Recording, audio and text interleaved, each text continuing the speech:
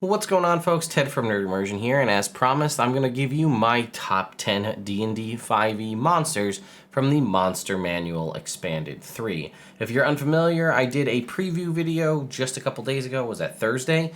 Here it is on the DM's Guild. You can go check it out. It is already a best gold seller. It only came out officially on the DM's Guild just a little over, not even 48 hours ago at this point, and it's already a best gold seller. It does retail for $34.99, but you are getting a ton of content and 280 plus pages. It's up to date as far as stat blocks and things go with, all the way through Mordenkainen's Tome of Foes.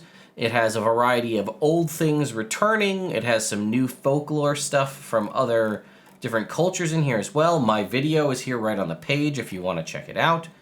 And honestly, you won't be disappointed. Just look at the art that you can see right here from how amazing the art that's inside here.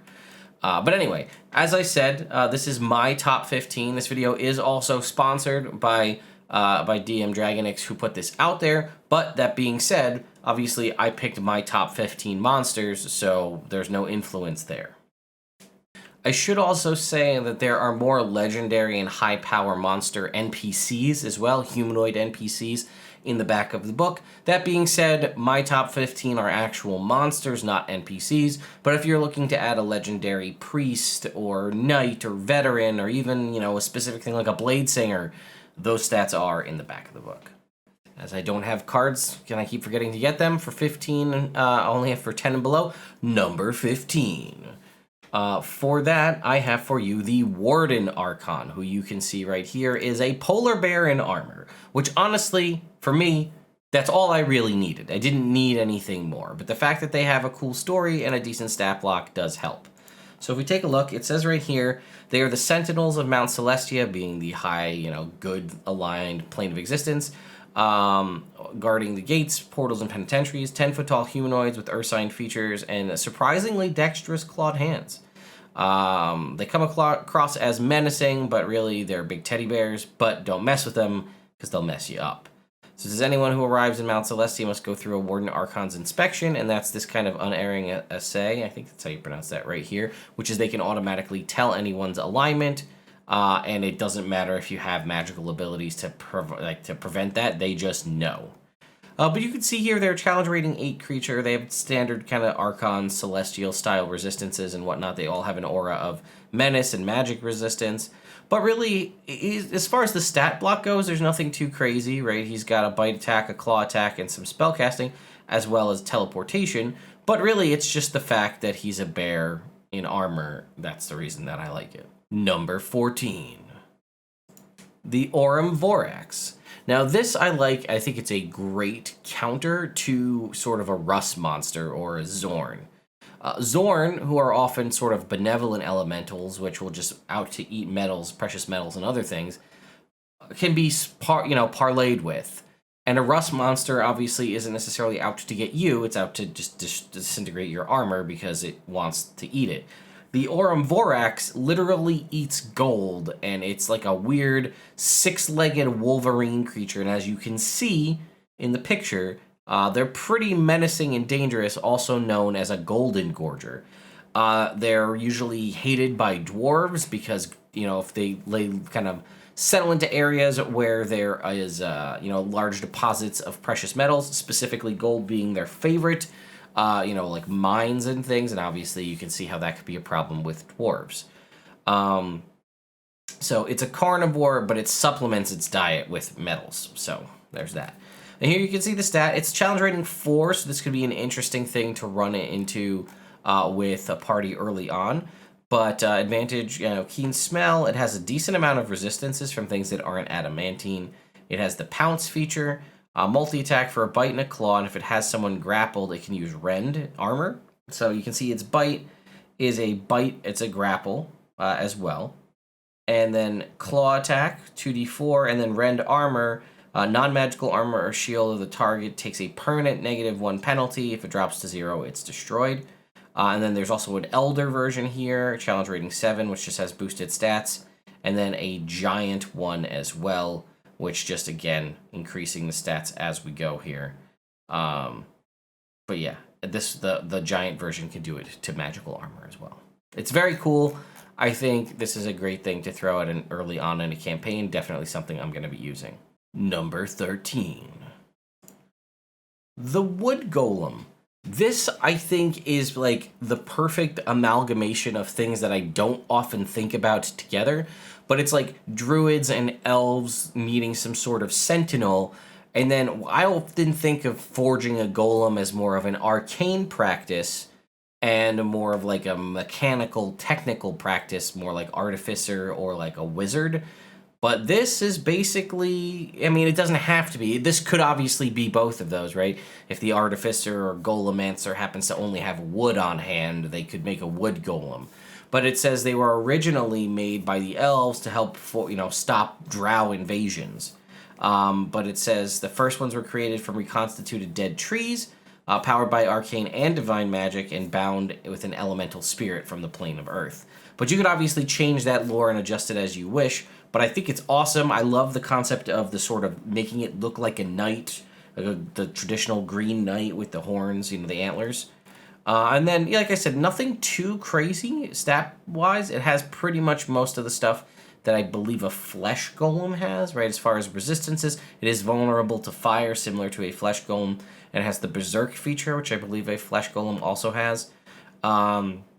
Immutable form, magic resistance, magic weapons, standard, but it does have rooted, advantage on strength and dex saves that would push, pull, or knock it prone, and its unique ability here is Entangling Briars, which it can target one or more creatures within 30 feet, grasping prickly shrubs come up near them, DC 15 strength save or be restrained by the briars, and they take a d6 piercing damage at the start of each of their turns if they are restrained, and as an action they can try to break that restraint with a DC 15 strength check, not saving throw, check, escaping on a success. It's also not an athletics check or an acrobatics check, it's just a DC 15 strength check.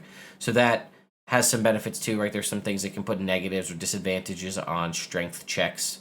So, pretty cool, and I just love the art, and the sort of juxtaposition of the wooden golem and the sort of divine forest protector, but also being crafted with magic. I don't know, I just really, really enjoy this monster concept. Number 12. The Shocker Lizards. I talked about them in the last video. I love Shocker Lizards. I don't know why. They're not a particularly super interesting monster other than being literally a blue lizard with electrical currents in their body. Sort of, I guess, like you could think about them more of like a land version of an electric eel.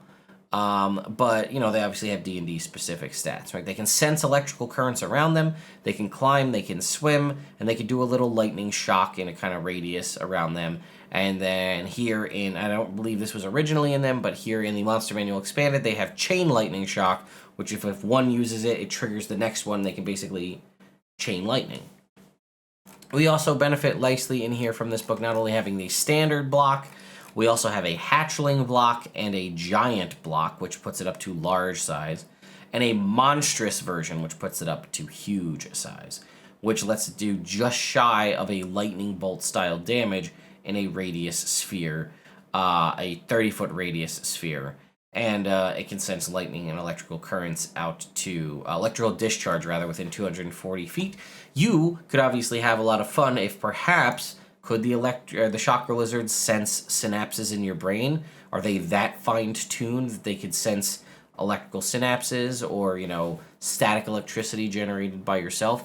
And could, the electric rhythm of your heart, that kind of a thing? Could they figure that stuff out? That could be a really fun and interesting concept to play around with. Number 11. The Crocosphinx. It's a crocodile and a sphinx. I don't feel like I need to explain it more than that, but I will because the lore is pretty interesting. So one, its wings have a certain kind of oily substance to them. So even when it's underwater, it repels it so it can take off and fly.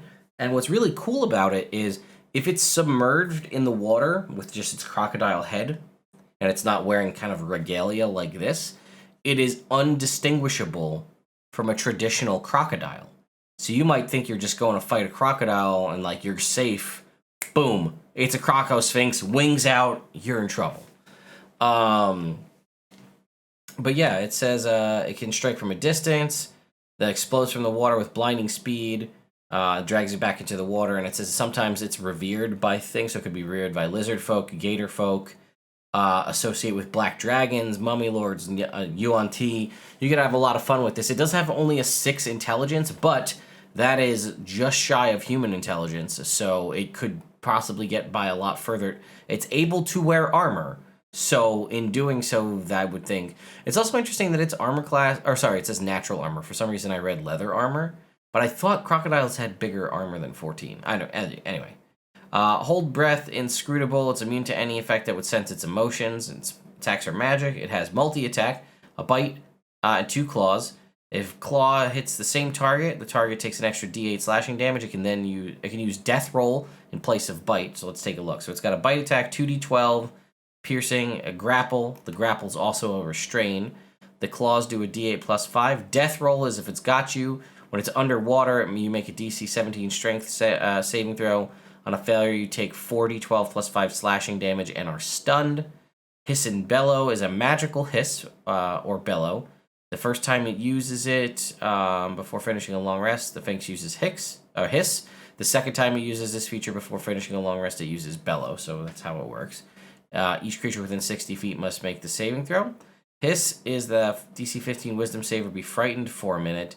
Bellow is a DC 15 wisdom save or be frightened for a minute. Frightened creature is knocked prone and stunned and can repeat the saving throw at the end of their turn. And then legendary actions, we have Claw, a Teleport, and a Racking Pounce, which is a move at speed and make 2 claw attacks. Because remember, in case you forgot, its body is that of a lion.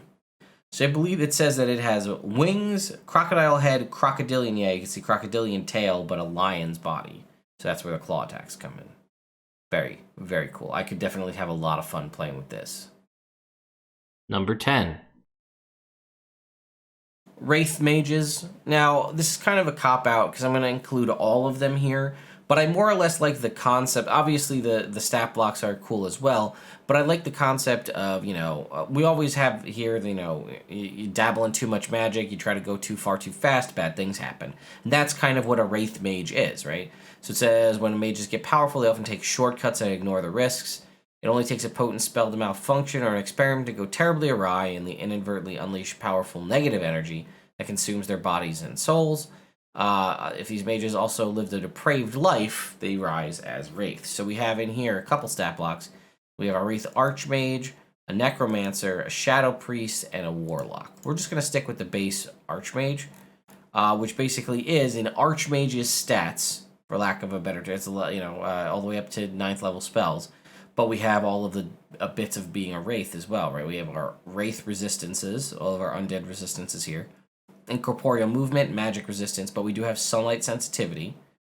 We still have the Wraith's life drain ability, which make DC 16 con save or have your hit point maximum lowered by the 48 plus 3 damage taken. And it can also generate and create a specter. If the Wraith targets a humanoid within 10 feet that has been dead for no longer than a minute and died violently, they rise as a specter in the space of its corpse or in the near unoccupied space. The specter is under the Wraith's control. The Wraith can have no more than 7 specters at a time. So not only does it have some of the more dangerous aspects of an actual Wraith, this also has full 9th level spellcasting abilities, which is pretty crazy. And it's got some pretty solid moves in here too, like Shield and Mage Armor, but also things like Counter Spell, Lightning Bolt, Disintegrate, Time Stop. There's a lot to play around with, and obviously I think it would be very interesting also to make. We had a Necromancer, we do have a Shadow Priest. I was gonna say to make like a Cleric, but there's our Shadow Priest. So anyway, very cool stuff. Number 9. The Ha-Naga. As you can see here, these things are immense size. Look at this thing just absolutely shredding this blue dragon.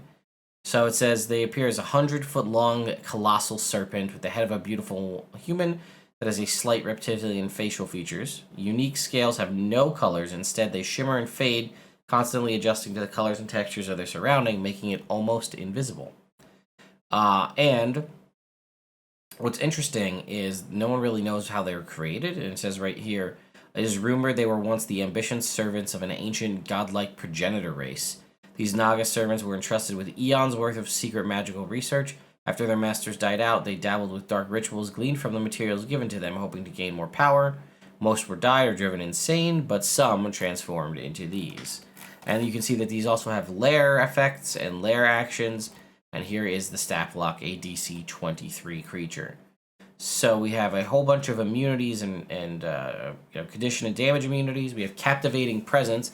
Any creature that starts its turn within 60 feet of it must make a DC 20 Wisdom save. On a failure, becomes charmed for a minute or until the creature is further than 60 feet away. Perception checks make Deceit have disadvantage and has advantage on stealth checks due to those scales we talked about. 3 legendary resistance. If it dies, it returns to life in a d6 days with all of its hit points. Only a wish spell can prevent this from happening. Magic resistance. A multi-attack has 2 melee attacks, 1 bite, 1 constrict. Alternatively, it can make 1 constrict attack and cast a spell that takes 1 action to cast. The bite does 3d6 plus 6 piercing. The constrict does 4d8 plus 6. It's a grapple and restrained, and it has disadvantage on saving throws against its spells if it's grappled and restrained. And it also has a stinger tail that does 2d8 plus 6 piercing, and it has a DC 21 con save or take 10d8 poison damage. We can also see it has full levels 1 to 9 spellcasting, ending with a very powerful and thematic Psychic Scream. And then we have legendary actions as well. 3, move, cast a cantrip, do a Coil Whip for 2. Whips its tail around. Each creature within 15 feet must make a DC 21 Dex save or take 46 plus 6 bludgeoning and be pushed up to 10 feet away and knocked prone, or 3 actions to use its stinger. Number 8. The Gorbel. Talked about it in the last video. It's just like a dumb, brain-sucking beholder creature with arms. They're floaty gas bags. They have no skeletal structure. They hunt in packs and they ambush people. But they're, as far as, their stat blocks, there's nothing too crazy. Right? They do explode when they die, so people take fire damage if they're next to them when they blow up, because they're basically just full of gas. And they do have pack tactics. And then, a claw attack that does grapple and restrain, and then a bite attack. But the damage is nothing too crazy. I just think they're really cool, and they could be a very interesting low-level encounter that your party definitely is not going to expect. Number 7. The Kuo-Toa Leviathan. I mentioned this in the last video as well. It is just a massive-sized Kuo-Toa, usually undertaking some ritual to a Kuo-Toan god to unleash and put a Kuo-Toa Leviathan into play. But let's see. It can sense any creature within 30 feet that's invisible along the ethereal plane. It has a Slippery as well, which I believe all Kuo-Toa have advantage on ability checks and saving throws made to escape a grapple. Sunlight sensitivity. 3 melee attacks, 1 bite and 2 claws. Nothing crazy on them. The claw attack is also a grapple, which is a restrain. The bite is a grapple and a restrain. It has a tail attack that can also knock prone with some reach to it. If they fail by 5 or more, they're stunned. If they're hit by the tail, it can swallow creature as it is huge size. And then its legendary actions, move, claw, a tail attack, or wave lash for 3, where it whips its claws and tails. Each creature within 20 feet must succeed on a strength save, or it would take 3d8 plus 5 bludgeoning damage, be pushed 15 feet away and knocked prone. Number 6. The Heirophant of Annihilation. Not only does the art of this thing literally ripping angels apart absolutely epic, the lore behind them also pretty cool as well. Plus, they're an epic, end-to-campaign style monster, right? So they're basically servants, the mightiest servants of Orcus, the Prince of Undeath. So he said he created them from 7 of his devotees, powerful high priests and liches faithful to him. It is said that among those 7 were the infamous lich Zengi the Witch King and the powerful high priest Banach from the Bloodstone lands. When their souls went to the abyss after their destruction, he claimed them and transformed them into the first 2 Hierophants of Annihilation. And they're basically just his epic commander, high-level, warriors.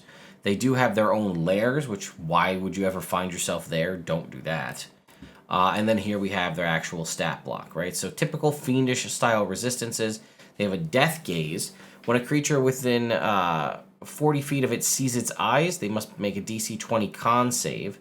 If they fail the saving throw by 5 or more, they're reduced to 0 hit points, unless they're immune to the frightened condition. Otherwise, they take 5d10 psychic damage.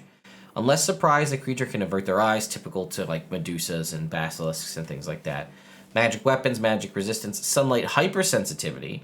So it takes 5 radiant damage when it starts its turn in sunlight. While in sunlight, it has disadvantage on attack rolls and ability checks.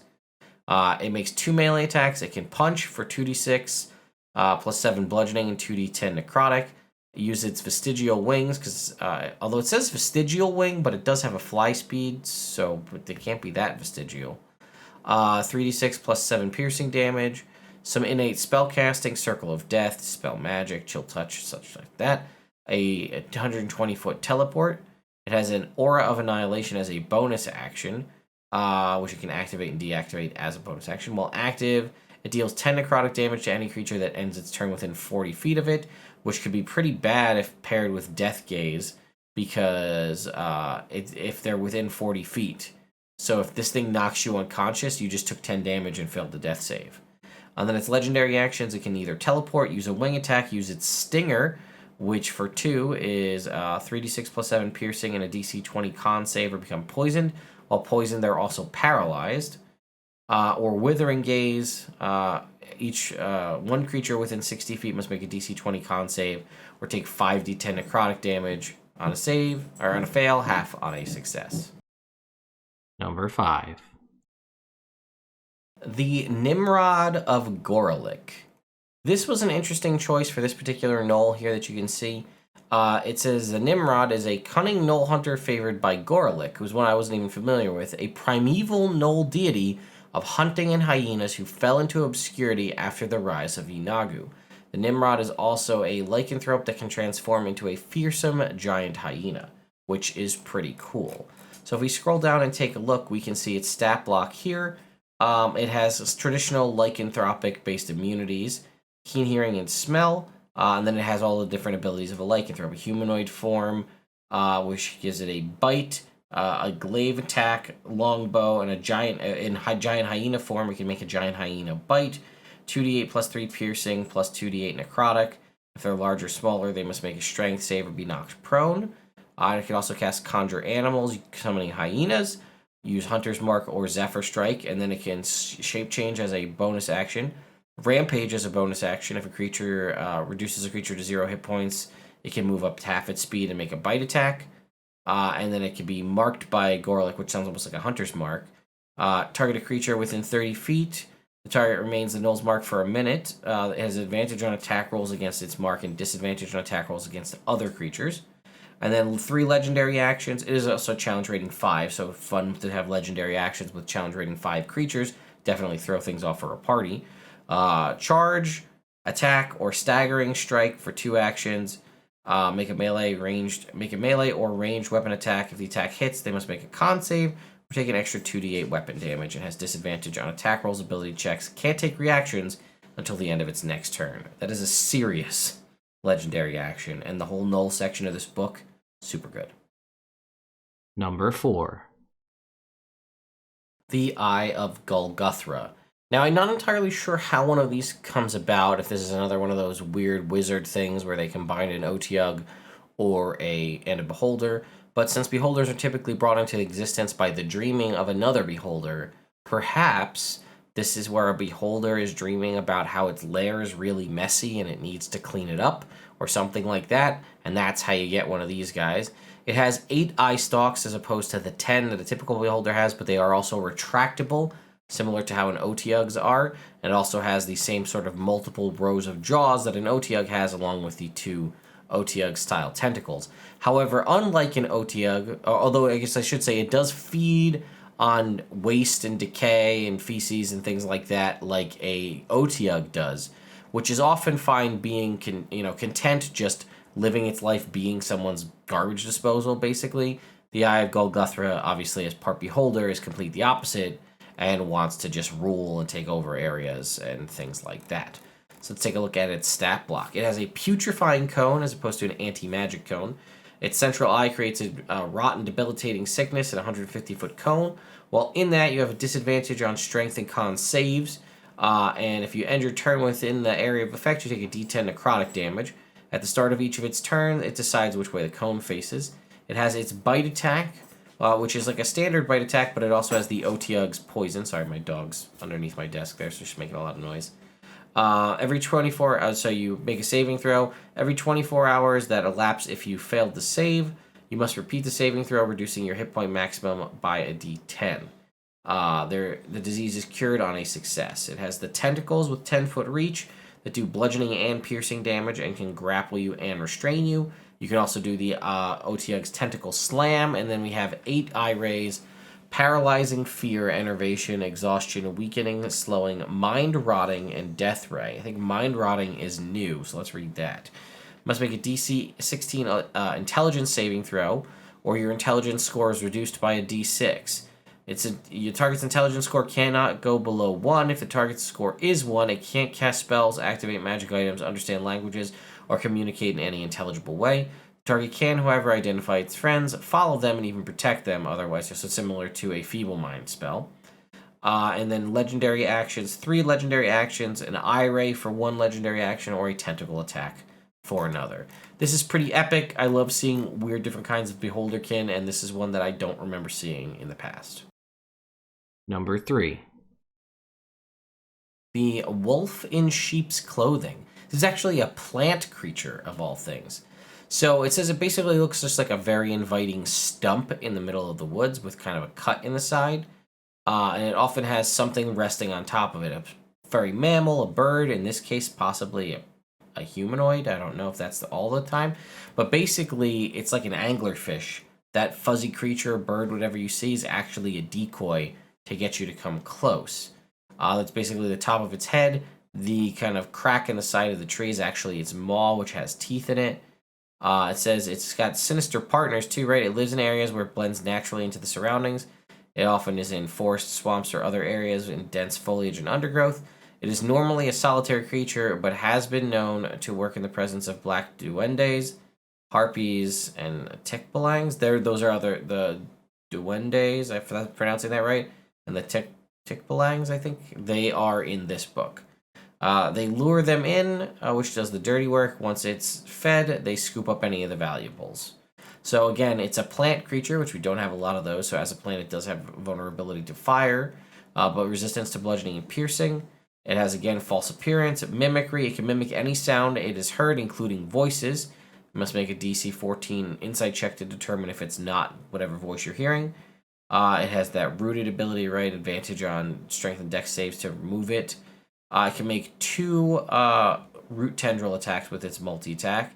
If it's grappling a creature, it can also bite them for 2d6 plus 2 piercing, and a con save or be poisoned. And its root tendrils, as you can see here, have 10-foot reach. They do a d6 plus 4 bludgeoning plus a d4 piercing. And if you're large or smaller, you're grappled. If you're grappled, you're restrained.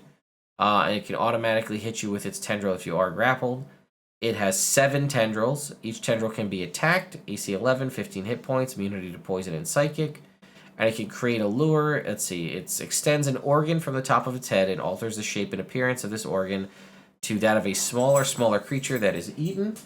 That it has eaten, rather. This organ or lure can't move from its position. There goes my dog. However, the wolf in sheep's clothing can manipulate it to make it look alive as if it's breathing, nodding, or waving. The lure's disguise isn't perfect. It will not hold up to physical inspection. Glassy eyes, texture of the skin feels rubbery, etc. A creature can discern if the lure is real by using an action to inspect it. On a DC 13 investigation check, the creature must be within 15 feet to do so. So if it ate a person, it could make an amalgamation of that person and make it look like it's breathing. That's terrifying, and don't forget that this is actually a plant creature, of all things. Number 2. The Opinicus. How could I not put this goober on this list? Look at this guy. It has the body and neck of a camel, a baboon's face, the mane and tail of a lion, and eagle wings. Its fur ranges from tan to brown. Its forepaws have opposable human thumbs. Look at that. It's like a human hand, almost. And they're using it to grasp things. Has a long lifespan, can live for several centuries. And it's like kind of like almost like a desert dwelling, almost sphinx-like creature, and that it's super knowledgeable, but it likes to play pranks on people.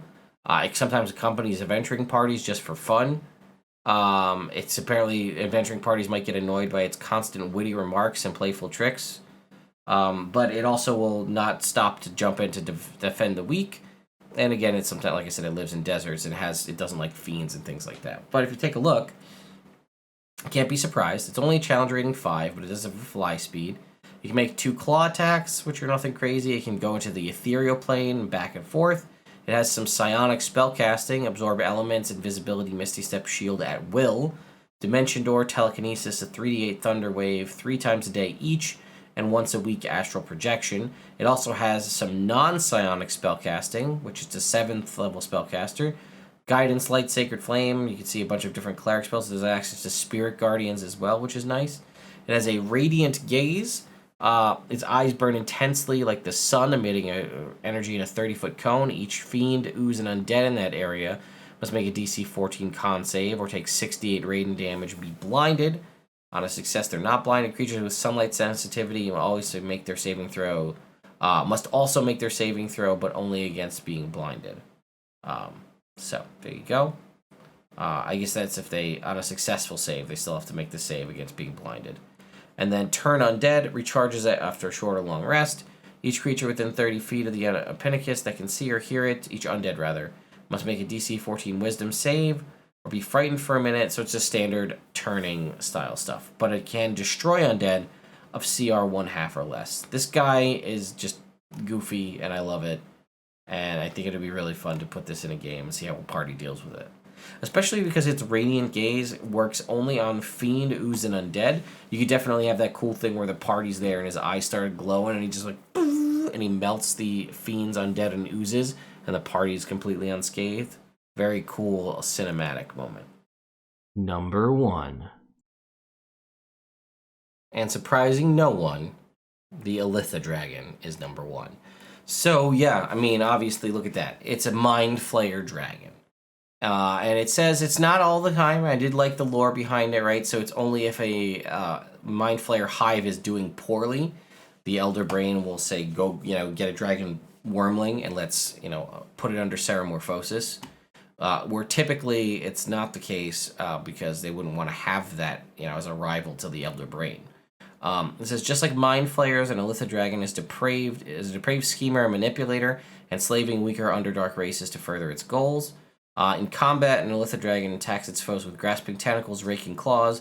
If it manages to incapacitate them, it will try and extract the brain. Unlike dragons, an Illithidragon has lost its breath attack ability. However, it can emit psychic energy waves, just like a Mind Flayer. So, I think the Elder Brain starts to fear for itself, because it says right here, the Illithidragon is often already aware that it has become a threat to the Elder Brain and either escapes into the Underdark to begin its life anew, or destroys the Elder Brain, subjugates the colony, and installs itself as the new master. Here's the lair actions again. Please don't ever find yourself at an Illithidragon's lair. I pray for you if you do. We have Juvenile, Wormling, Young Adult, and that's it. So let's take a look at the adult dragon stats. We don't actually have ancient Illithidragon stats, but we can see here we have legendary resistance, magic resistance. It also has multi-attack, frightful presence, one tentacle attack, 2 claws, and it can use extract brain in place of a tentacle attack. So you can see it's got 15-foot reach on the tentacles, 46 plus 6 bludgeoning plus 2d6 psychic. If you're huge or smaller, they're grappled, and they must make an intelligence saving throw or be stunned until the grapple ends. Claw attacks, tail attacks. The extract brain does 14d10 piercing damage. If it reduces you to 0 hit points, you are dead, and it eats your brain. Frightful Presence, pretty standard. It does have some psionics, detect thoughts, levitate at will, dominate monster, and plane shift for itself once a day. And then it has a 60-foot Mind Blast, DC 18 intelligence, 8d8 plus 5 psychic damage. It'd be stunned for a minute. And then legendary actions, which it has 3. Detect for 1, tail attack for 1, or wing attack standard dragon stuff for 2.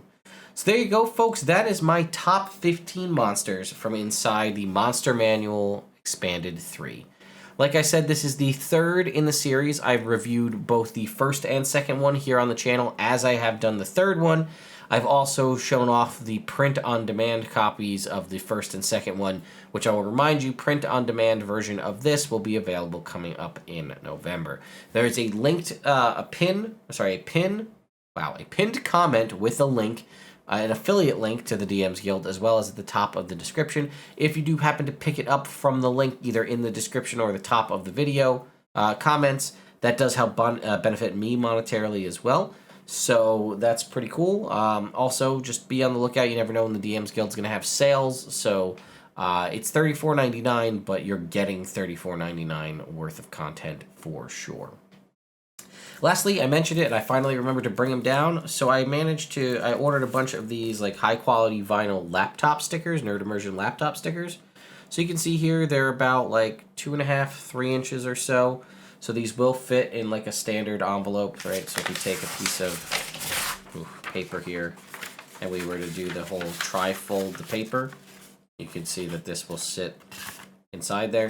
So yeah, if folks would like to send me a self-addressed stamped envelope to my P.O. box, which the link to that is in the description, I will send you back one of these Nerd Immersion stickers. I'm also still planning to head to Gen Con, so if I'll have stickers there with me as well. Either I'll give them to you, or if I have to order more, because everybody has come out and asked for these, sent me letters and things like that, I will do that. So anyway, thank you, DM Dragonix, for sponsoring this video. Also, again, please do go check out the Monster Manual 3 Expanded Series. You will be a better DM for having these 3. 1, because it adds more to your list of monsters. 2, it gives you advanced, the original ones give you advanced and other versions of existing monsters you already know, like more powerful versions. And 3, I guess we're at 3 at this point, it's also, if you have players that have memorized the monster manual inside out and backwards, this is a way to completely throw them off by giving them something like, oh, a Wraith? Pff, I don't care about a Wraith. Yeah, this is a Wraith Archmage. Look out. Like, it's going to mess you up.